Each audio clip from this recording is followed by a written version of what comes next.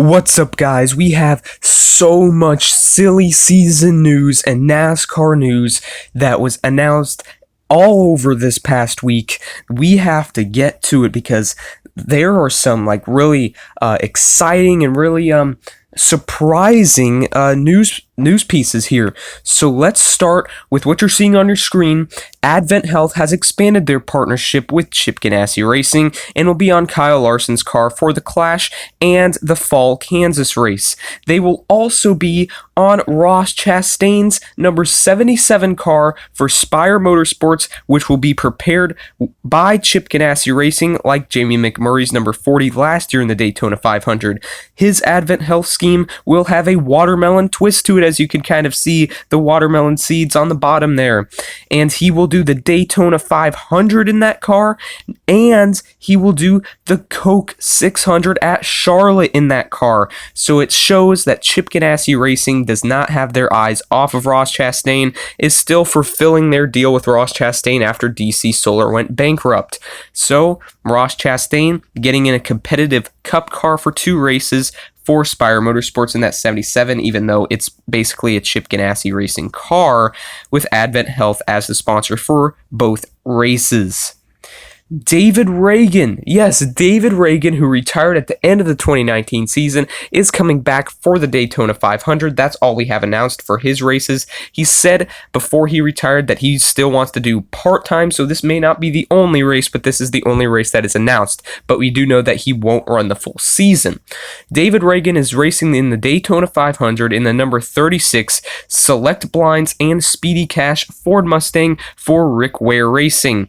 Now, the 36 car was Matt Tifft in 2019 for Front Row Motorsports, their 3rd car.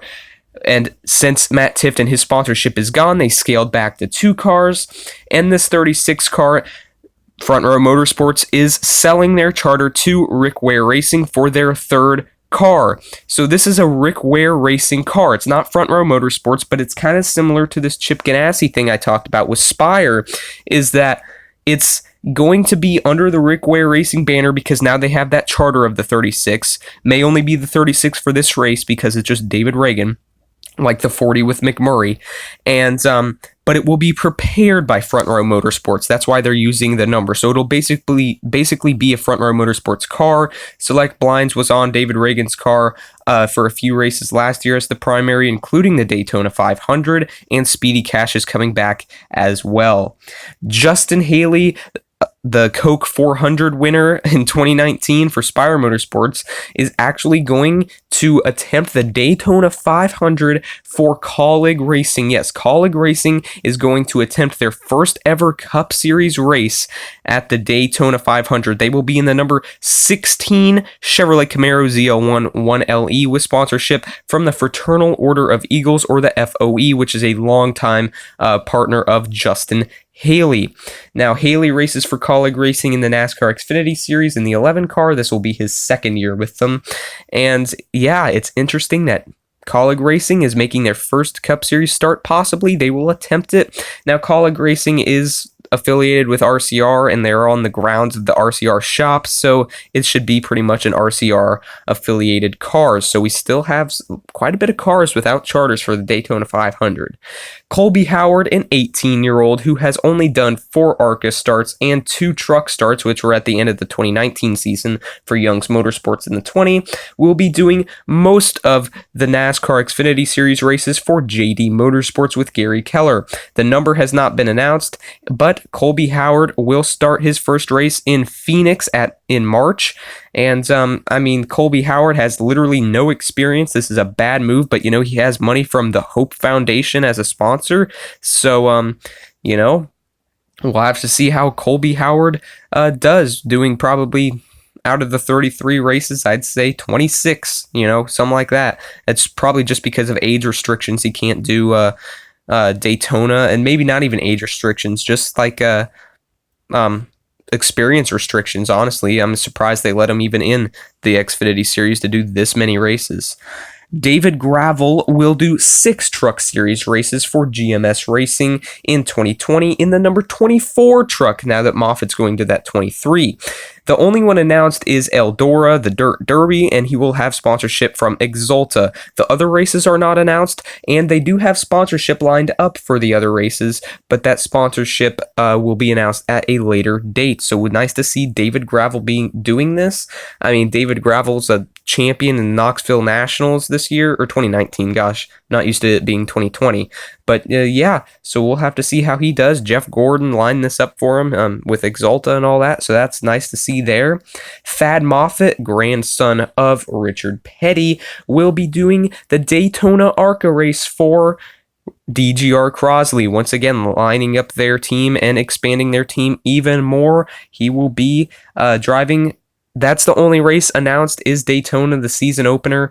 He will have sponsorship from Performance Plus Oil, which is his longtime sponsor. And yeah, they're Fords, which is kind of interesting. He's kind of going away from that Empire Racing Petty affiliated team, which is Chevy's, because Petty's Chevy now.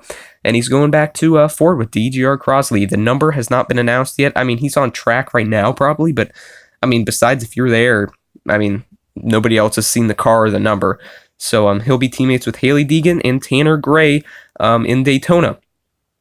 Matt Mills is returning to BJ McLeod Motorsports in that number 5 Chevrolet for the second season. He got their best finish this year, a 10th at Daytona in July. He will continue to have sponsorship from JF Electric and a few others, and one more new one, and another one that he already had in 2019. So, I mean, okay then, Matt Mills, whatever, you know, it's nice to see, I guess, because you know, it's a small team. If they could keep building, especially with this cutting costs with the pit stops, a less competitive field overall.